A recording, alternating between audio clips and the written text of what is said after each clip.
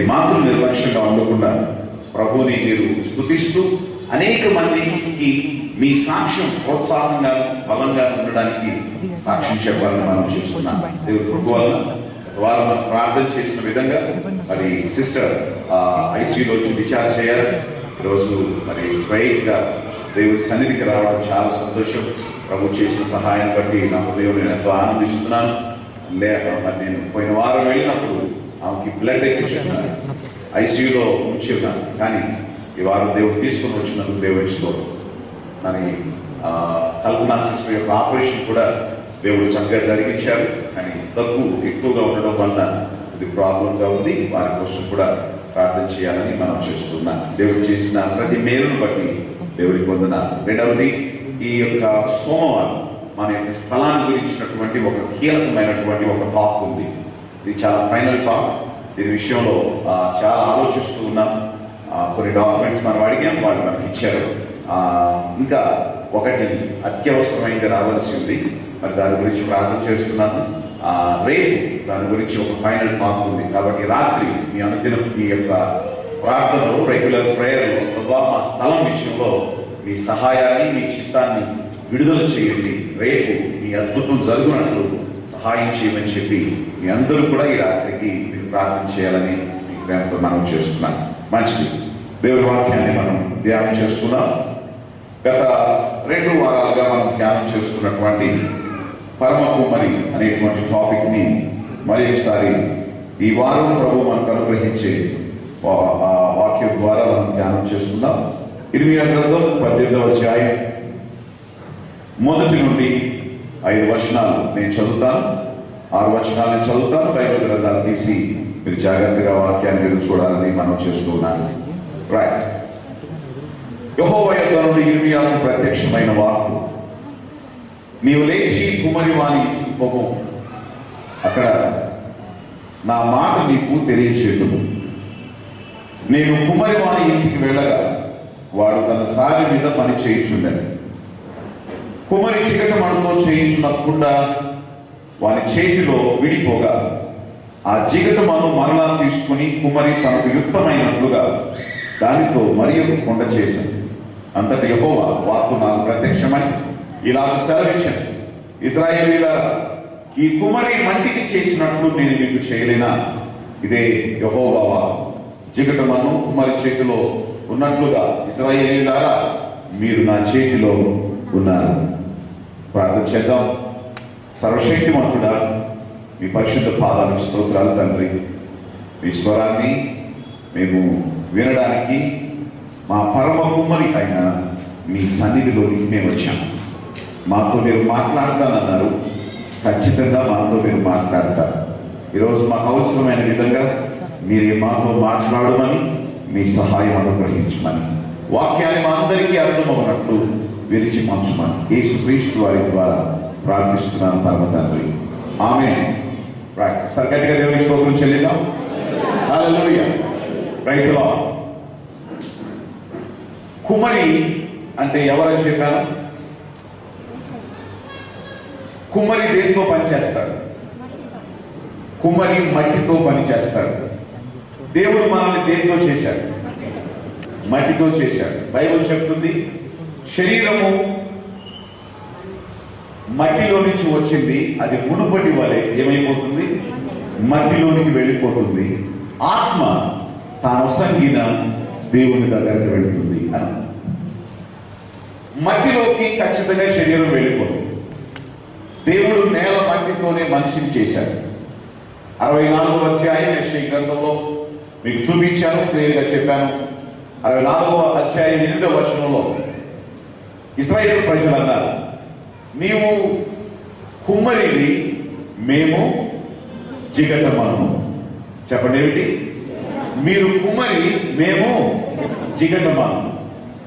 దేవుడు ఎవరు? ఇప్పుడు కుమ్మరి, పరమ కుమ్మరి. ఎవరైనా పరమ కుమ్మరి. ఆయన మట్టితో పనిచేశాడు, మనందరినీ సృజించాడు. చక్కని ఉన్నతమైన గౌరవార్థమైన మంచి రూపాన్ని దేవుడు మనకిచ్చాడు. ఒకరోజు యిర్మీయాతో దేవుడు చెప్తున్నాడు, నువ్వు కుమ్మరి వాని ఇంటికి వెళ్ళు, నేను నీతో మాట్లాడాలి. ఆ మాట గురించి మనం ధ్యానం చేశాం. కుమ్మరి ఇల్లు అంటే చర్చ్ అని, కుమ్మరి ఇల్లు అంటే హృదయం, దేవుడు మనలో నివసించేటువంటి మన హృదయం అని. రక్షించబడి బాప్తిసం పొందిన ప్రతి విశ్వాసం ఖచ్చితంగా చర్చికి వెళ్ళాలి అని, ఏ మాత్రం దాని విషయంలో నిర్లక్ష్యం చేయకూడదని, ఆదివారం వ్యాపారాలు కానీ, ఆదివారం ఇతర కార్యకలాపాలు కానీ దేవుని విడిచి, దేవుని సన్నిధిని విడిచి, వాక్యాన్ని విడిచి ప్రభువుని స్తుతించకుండా ఎట్టి పరిస్థితుల్లో ఆ రోజుని దుర్వినియోగం చేయకూడదని, అలా చేసిన మనుషులు ఖచ్చితమైన పాపం చేస్తున్నారని చాలా స్పష్టంగా మీతో చెప్పారు. ఎవరు కుమ్మరి ఇంటికి వెళ్తారో, ఎవరు దేవుని యొద్దకు వెళ్తారో, దేవుని సన్నిధికి వెళ్తారో దేవుడు వారితో మాట్లాడతారు అని. ఆదివారం ఇక్కడికి వచ్చినప్పుడు ప్రభు మనతో మాట్లాడతారు, ప్రభు మనల్ని హెచ్చరిస్తారు, ప్రభు మనల్ని దిద్దుతారు, ప్రభు మనల్ని ఆశీర్వదిస్తారు, ప్రభు మనకు కావలసినటువంటి వాక్యాన్ని, ఆయన చేయబోయే కార్యాన్ని మనకు తెలియజేస్తారు. ఆయన మనస్సులో ఉన్నదాన్ని తన సేవకుల ద్వారా ఆయన రుజువు చేస్తాడు అని మీతో చెప్పారు. రెండవ స్టెప్ కూడా చెప్పారు. ఎవరైతే ప్రతి ఉదయం, అది వేకువజాము కావచ్చు, లేకపోతే మీ పరిస్థితులను బట్టి, ఉద్యోగాలను బట్టి మీ టైం కావచ్చు, ప్రతి విశ్వాసి వ్యక్తిగతంగా దేవునితో మీ సమయాన్ని మీరు గడపాలి. కంపల్సరీ మీ డోర్స్, మీరు మీ ప్రభు కలుసుకోవడానికి మీ డోర్ ప్రతిరోజు క్లోజ్ అవ్వాలి. వ్యక్తిగతంగా మీరు ప్రభుత్వంతో ప్రతిరోజు మీరు మాట్లాడాలి. మాట్లాడకుండా ఏ రోజు ముగుస్తుందో ఆ రోజున దేవుని స్వరాన్ని నువ్వు వినలేదు. ప్రభువుకి నువ్వు దూరం అయితే గుర్తుపెట్టుకో, లోకానికి దగ్గర అవుతున్నావని మాత్రం మర్చిపోవద్దు. దేవుని సన్నిధికి దూరం అయితే పాపానికి దగ్గర అవుతున్నామని మర్చిపోవద్దు. చర్చి మానుతున్నాను మాత్రం కాదు, లోకానికి దగ్గర అవుతున్నాం అనేది ఎప్పటికీ మర్చిపోవద్దు. కాబట్టి ఎవరికి దేవునితో వ్యక్తిగత సంబంధం ఉంటుందో వారు ఖచ్చితంగా సాతానుకు దూరం అవుతారు. వారి క్రియలను ఎదిరించే శక్తి దేవుడు వారికి అనుగ్రహిస్తాడు. కాబట్టి చర్చకు వస్తే దేవుడి సేవకుల ద్వారా మాట్లాడతాడు, వాక్యం ద్వారా మాట్లాడతాడు. వ్యక్తిగతంగా దేవుడి పాదాల దగ్గర నువ్వు కూర్చుంటే దేవుడు నీతో, నీ అంతరంగంలో నుంచి దేవుడు నీతో మాట్లాడతాడు. నీ అనుదిన వాక్య ధ్యానం నుంచి దేవుడు నీతో మాట్లాడతాడు. పరిశుద్ధాత్మ ద్వారా దేవుడు నీతో మాట్లాడతాడు. కాబట్టి దేవుని సన్నిధికి రావడం, చర్చికి రావడం, రెండు మన ఇంట్లో వ్యక్తిగతంగా ప్రతిరోజు ప్రభువుతో, ప్రభు సమయాన్ని ఇచ్చిన ప్రభువుతో మనం గడపడం, రెండు చాలా ప్రాధాన్యం అనే విషయాన్ని మీకు చెప్పారు. ఎవరు దేవుని సన్నిధికి వెళ్తారో వారి పక్షాన ఏమి దిగొస్తుంది, ఆ మేఘం ఏం చేస్తుంది, ఆ రోజున మోషేకి, ఇశ్రాయేలుకు మాత్రమే కాదు, ఈ రోజున మనకు కూడా ఏం చేస్తుంది అనే దాన్ని నేను మీతో క్లియర్గా చెప్పాను. ఉదయం మోకరించి ప్రార్థన చేసిన వారి పక్షాన దేవుని మేఘం దిగొస్తుంది. ఆ మేఘం మీ 24 hours మీతో ఉంటుంది.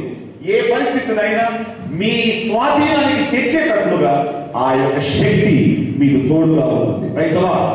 కాబట్టి ప్రభు శక్తిని మీరు పొందడానికి, ప్రభు బలాన్ని మీరు పొందడానికి నిశ్చయంగా ప్రభువుతో గడపవలసినటువంటి వారమై ఉన్నాం. Second step. రెండవ స్టెప్, కుమ్మరి ఇంటికి ఇర్మియా వెళ్ళాడు. వెళ్ళగానే ఆయన కనిపించింది ఏమిటంటే ఆయన సారె మీద పనిచేస్తున్నాడు. దేని మీద? మళ్ళా చెప్పండి. సారె మీద పనిచేస్తున్నాడు. సారె అంటే పెళ్ళైపోయిన తర్వాత పెళ్లి కూతురు అత్తోళ్ళ ఇంటికి వెళ్ళేటప్పుడు తీసుకెళ్లే సారీ కాదు. ఆమె స్వీట్స్ ని, తర్వాత బట్టల్ని, ఇంకా తర్వాత ఫ్రూట్స్ ని, ఈ విధంగా అంటే ఫలభరితంగా, సంతోషంగా అత్తగారి ఇంట్లో అమ్మాయి అడుగు పెట్టేటప్పుడు తీసుకెళ్లేదాన్ని ఏమంటారు? సారే అంటారు. ఓకే, ఇది ఆ సారీ కాదు. ఇది ఏ సారీ? ఇది కుండల్ని తయారు చేసే సారీ.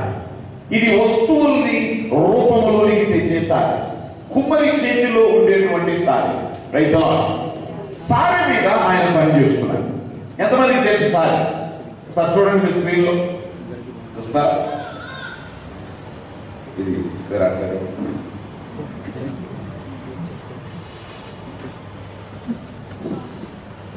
కనబడుతుందా? ఆ సారే మీరు చూస్తున్నారు. అక్కడ నేను నా వైపు చూస్తున్నా, అక్కడ ఎవరు చూడలేదు లేదా? Okay, right. అది ఒక చక్రం లాగా ఉంటుంది. ఆ చక్రం దాన్ని ఇలా తిప్పితే కరెక్ట్గా మెజర్మెంట్ లో తిరుగుతుంది. ఇక్కడ ఎంత ఉంటుందో ఇక్కడ అంతే ఉంటుంది, ఈ సైడ్ ఎంత ఉంటుందో ఈ సైడ్ అంతే ఉంటుంది. దాని మధ్యలో ఉన్నటువంటి రౌండ్ కూడా ఎగ్జాక్ట్ గా తిరుగుతుంది. ఆ యొక్క పాత్ర లేకపోతే ఆ మట్టి కుండ కరెక్ట్ షేప్, ఎక్కడా కూడా మిస్ అవ్వకుండా, ఏ మూల కూడా షేప్ అవుట్ అవ్వకుండా ఆ సారే కరెక్ట్ అయినటువంటి ఆ రింగులో కరెక్ట్ అయినటువంటి స్థలంలో అది తిరుగుతూ ఉంటుంది. కుమ్మరి దేని మీద పనిచేస్తున్నాడంట? అందరూ చెప్పాలి సార్. సారె మీద పనిచేస్తున్నాడు. దేవుడు దేని మీద పనిచేస్తాడు? దేవుడు సత్యం మీద, దేవుడు కృప మీద పనిచేస్తాడు. రైట్.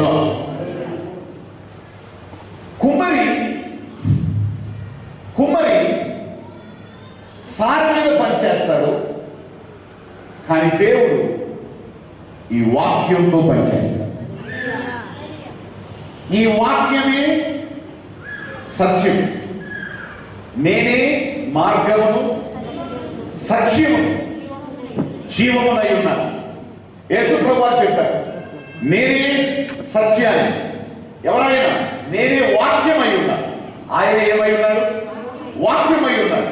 ఆయన లేకుండా ఏది కలుగులేదు.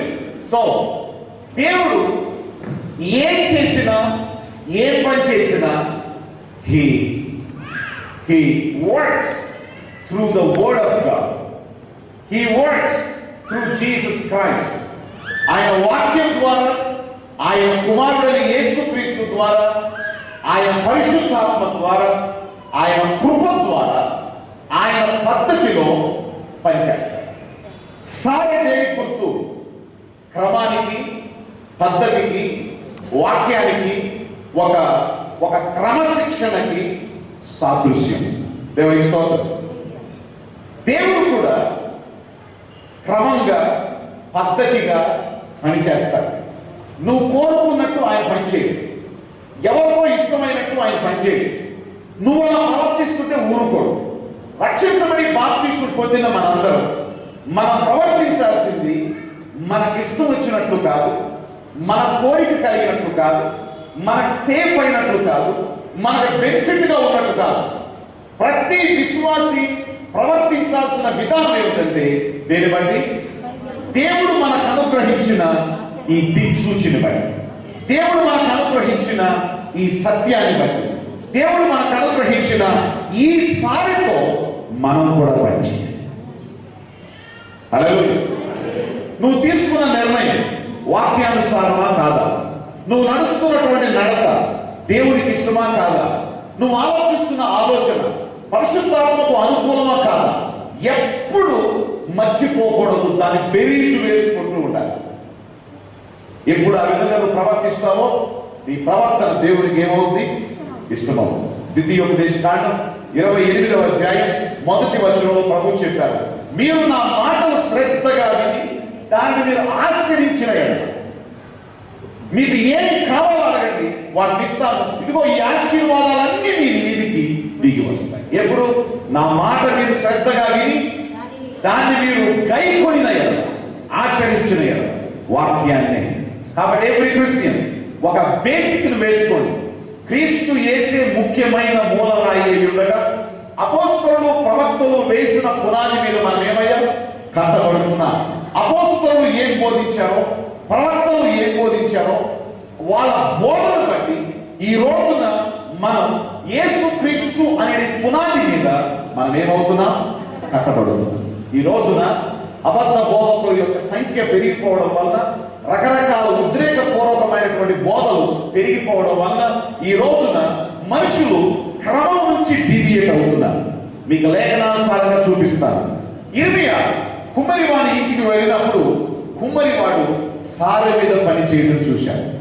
మరలా చెప్తున్నాను, దేవుడు వాక్యంతో పనిచేస్తాడు, వాక్యం ద్వారానే పనిచేస్తాడు.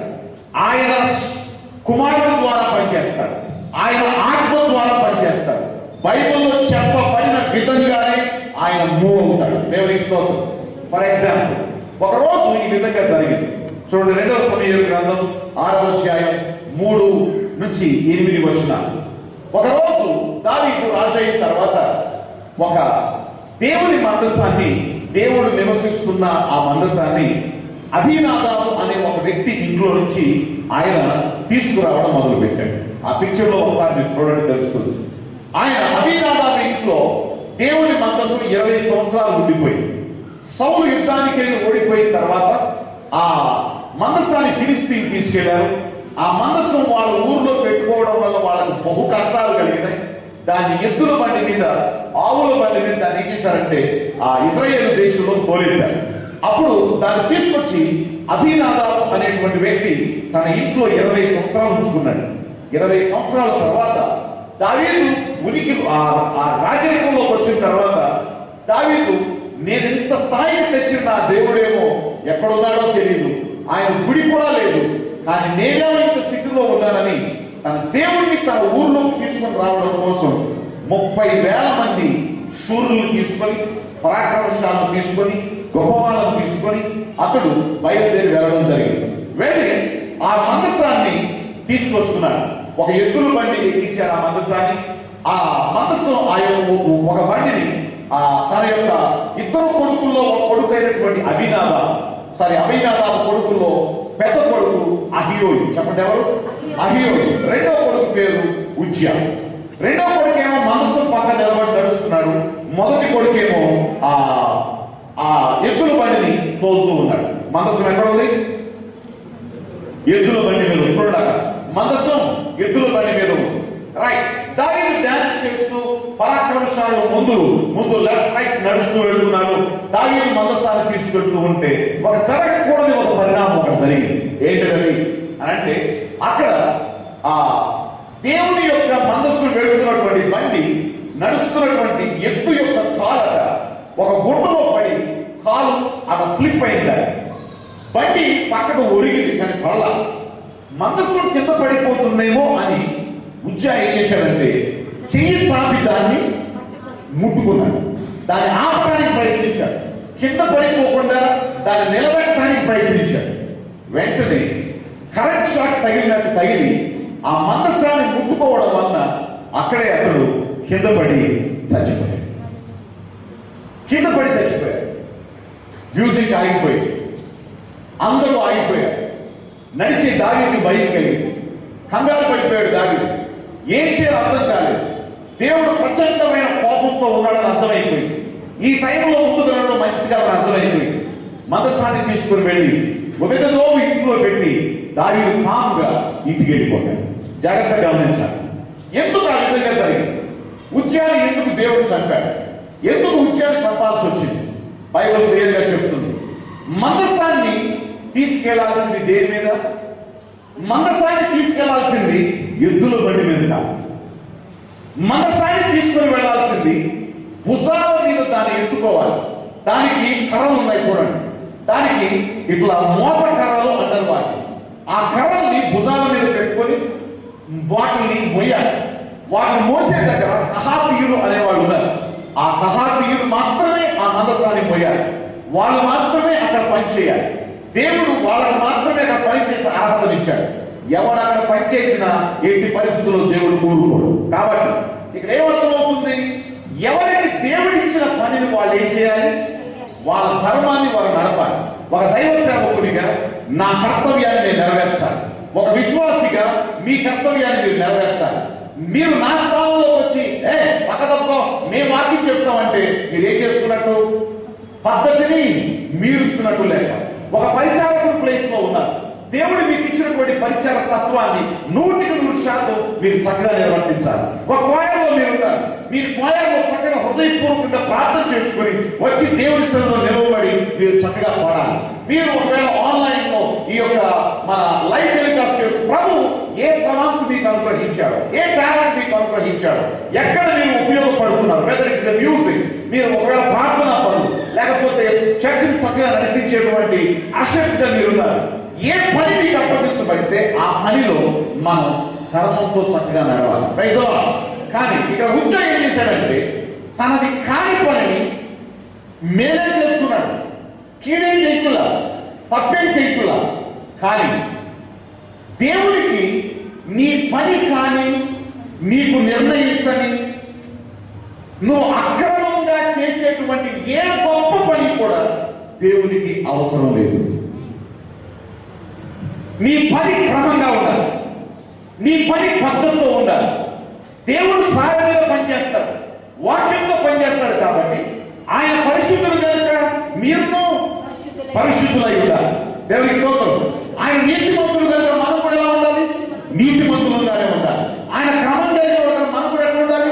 క్రమంగా. అక్రమాన్ని దేవుడు సహించడు. ఆ అక్రమం మంచి విషయంలో అక్రమమైన మనసు పడిపోకూడదని ఆపడానికి ప్రయత్నిస్తున్నాడు. అది నీ పని కాదు.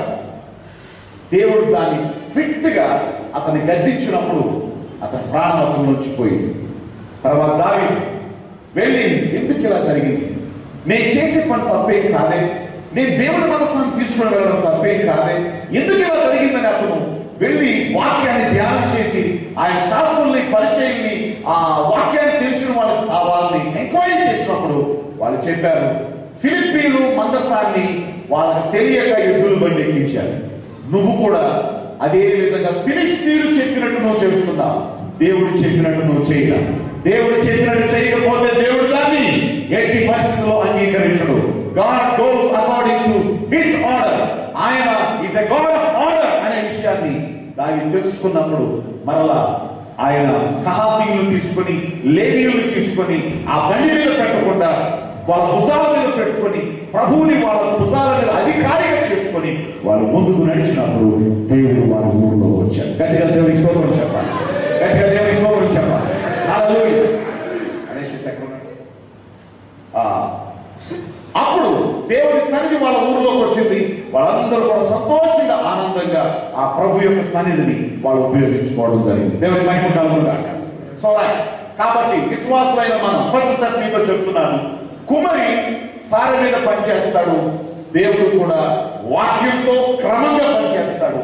నువ్వు నేను కూడా దేవుని పద్ధతిలో, దేవుని సేవకుడైనా దేవుని విశ్వాసైనా ఎవరైనా కూడా we should go according to the order. Hallelujah. Order ని ఆయన ఏ మాత్రం తప్పడు. ఆ పద్ధతిని మనం ఎప్పటికీ కూడా మిస్ అవ్వకూడదు. నెంబర్ 3, మూడవ విషయం, కుమరి దగ్గరికి ఇర్మియాని వెళ్ళమన్నప్పుడు ప్రవక్త అయిన ఇర్మియా కుమరి దగ్గరకు వెళ్ళి ఆయన కూర్చున్నాడు. కూర్చుని తదేకంగా ఒకసారి ఆ కుమ్మరిని తన పనిని చూస్తూ ఉన్నాడు. అప్పుడు ఆ సారె మీద ఒక కుండను తయారు చేస్తున్నాడు. దేవుని స్తోత్రం. ఏం చేస్తున్నాడు? ఒక కుండను తయారు చేస్తున్నాడు. లేకపోతే ఒక పెరట్లో మనం మొక్కలు పెట్టుకునే ఒక కుండీని తయారు చేస్తున్నాడు. ఒక కుండీని తయారు చేస్తున్నాడు. అది ఆల్మోస్ట్ చక్కగా అంతా కూడా షేప్ వచ్చేసింది, పైకి వచ్చేసింది, అంతా కూడా రెడీ అయిపోయింది. ఇక దాని కింద గ్రౌండ్ కట్ చేసి దాన్ని తీసుకొచ్చి ఎండలో పెట్టడమే ఆలస్యం. అయితే అనుకోని టైంలో దాని ఫినిషింగ్ అంతా ఇచ్చిన తర్వాత, ఆల్మోస్ట్ రెడీ అయిన తర్వాత అది ఒక్కసారి పడింది. ఫ్యాన్ ఎక్కువైందో తెలియదు, బ్రేక్ అయిందో తెలియదు, మట్టి ఎక్కువైందో తెలియదు, లేకపోతే జిగురు తగ్గిందో తెలియదు, ఏమైందో తెలియదు, ఏ రీజన్ తగ్గిందో తెలియదు, అది మాత్రం బ్రేక్ అయింది. అయితే ఆ కుమ్మరి ఏ మాత్రం బాధపడకుండా, అయ్యో నా టైం వేస్ట్ అయిపోయింది, నా టైం చాలా తినేసింది, ఇది మరలా దీన్ని నేను చేయలేను అని ఏమాత్రం అతను బాధపడకుండా ఆ పగిలిపోయినటువంటి మళ్ళా మధ్య మీద దాన్ని తీసుకొని మరలా దాన్ని ఏం చేశాడు? మరలా పిసికి, మరలా కొద్దిగా నీళ్లు దాని మీద వేసి, మరలా దాన్ని పిసికి మరలా ముద్దని సారి మీద పెట్టి, ఈసారి కుండీలు కాదు, ఈసారి కూజాన్ని తయారు చేసి. ఎవరిస్తో